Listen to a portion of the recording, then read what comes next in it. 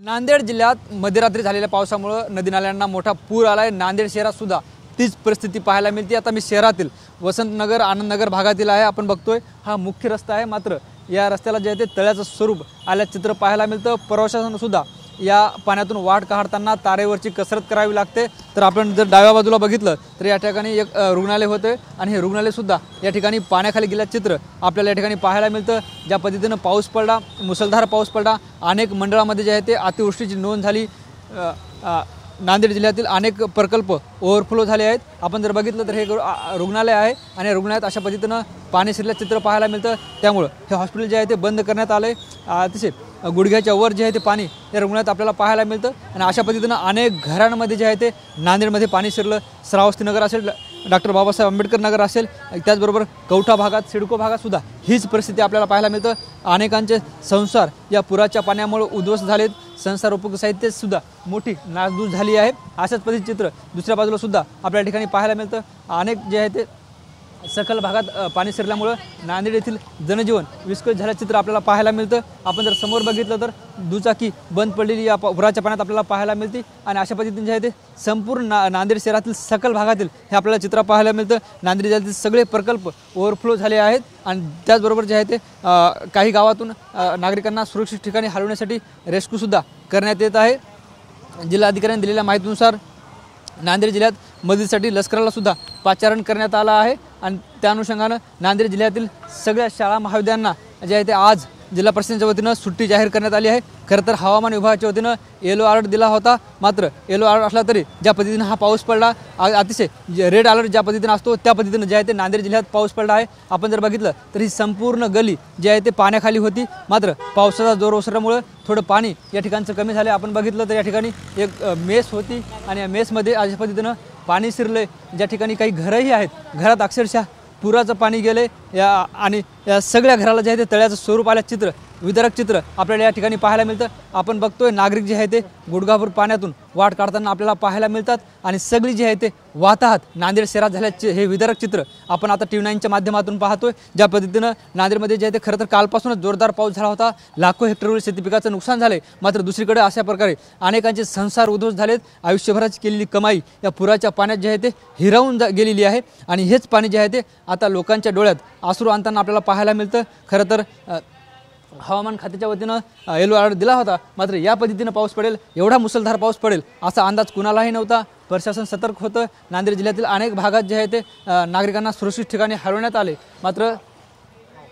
मात्र आता आपण जर बघितलं तर ही मेस आहे, या मेसचं विदारक चित्र आपण या ठिकाणी बघतोय। ह्याच्या संपूर्ण खुर्च्या पाण्याखाली गेल्यात आणि संपूर्ण मेसमधलं जे साहित्य होतं, जे शाळकरी विद्यार्थ्यांना या ठिकाणी जेवणाची सुविधा होती, मात्र ही मेससुद्धा आता बंद आहे। त्यामुळे शाळकरी विद्यार्थ्यांना सुद्धा जेवणासाठी इतरत्र जागा पाहावी लागणार आहे, इतरत्र ठिकाण पाहावं लागणार आहे। अशा पद्धतीचं सगळं नुकसान आपण या ठिकाणी पाहतोय। आपण जर बघितलं ही संपूर्ण गल्ली आताही पाण्यात आहे आणि दोन्ही बाजूचे घरं जे आहे ते या संपूर्ण पुराच्या पाण्यामुळे गेले आहेत। खरं तर या ठिकाणी पाणी येत नाही, मात्र ज्या पद्धतीनं पाणी आला, ज्या पद्धतीनं मुसळधार पाऊस झाला, ज्या पद्धतीनं नांदेड शहरात आज सकाळी 5च्या दरम्यान ढगफोटी सुदृश्य पाऊस झाला, त्यामुळे जे आहे ती सगळी परिस्थिती ओढावली आहे। खरं तर विजेच्या कडकडासह मेघगर्जनेसह हा पाऊस झाला आणि एकंदरीत जे आहे ते अशा पद्धतीचं विदारक चित्र नांदेड शहरात झाल्याचं चित्र आपल्याला पाहायला मिळतं। आपण बघतो हे घर आहेत, या घरातले नागरिक जे आहे ते सुरक्षित ठिकाणी गेलेत, घरांना कुलूप लावले आणि आता जे आहे ते या घरात आपल्याला एकंदरीत पाणी पाहायला मिळतं। अजून काही समोर घर आहेत, या ठिकाणचे नागरिक सुद्धा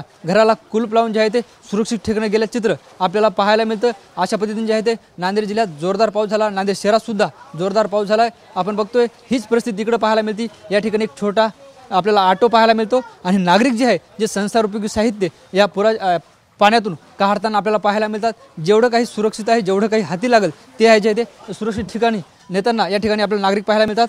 हे ऑटोच्या माध्यमातून जे आहे ते हे साहित्य हलवण्याचं काम या नागरिकांनी हाती घेतलं आहे।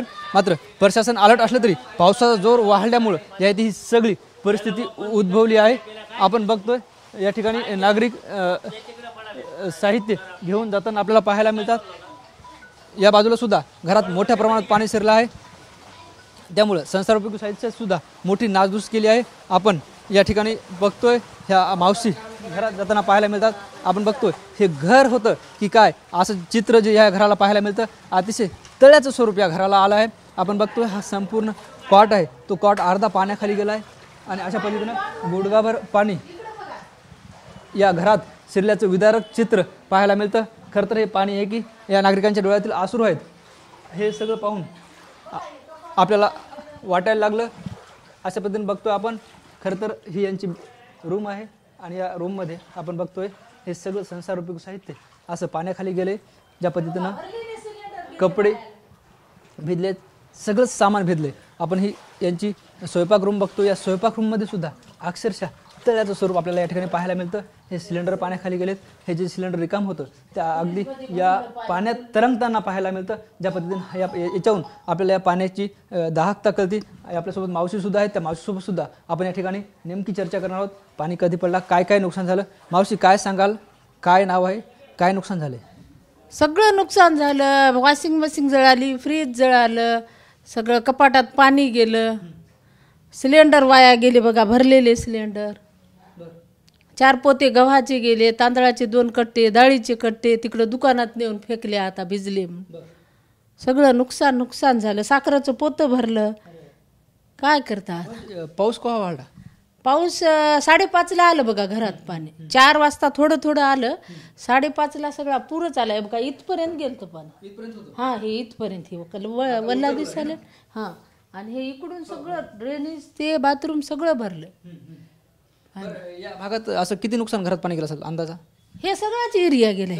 हो, हे इकडला भाग आहे की नाही, आम्ही खालीपर्यंत गेलत्या तर सगळाच खालीपर्यंत भाग होता. म्हणजे संसारोपयोगी साहित्य जे काही होते ते सगळं भिजले. हां, सगळं साहित्य भिजलं बघा. आता या रूम मधल्या साडीचे गटुडे, पांघरण, आतरण सगळं इकडे नेऊन टाकलं. इकडे भरलं फुल या रूम मध्ये. हां, सगळं नुकसानच झालं. आपण बघतोय या मावशीने आपली व्यथा मांडलात.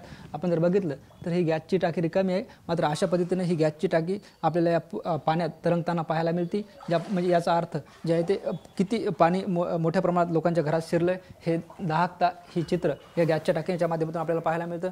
निश्चितच नांदेड शहरात जे आहे ते आज सकाळी जोरदार पाऊस झाला. त्यामुळे जे आहे ती ही सगळी विदारक परिस्थिती निर्माण झाली. अनेकांचे संसार उघड्यावर आलेत.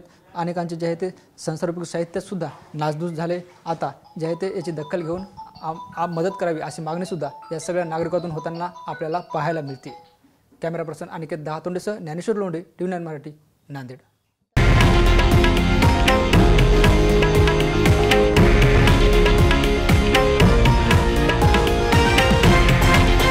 हे आहे देशातील नंबर 1 न्यूज नेटवर्क आणि आपण पाहत आहात TV9 मराठी, एकमेव.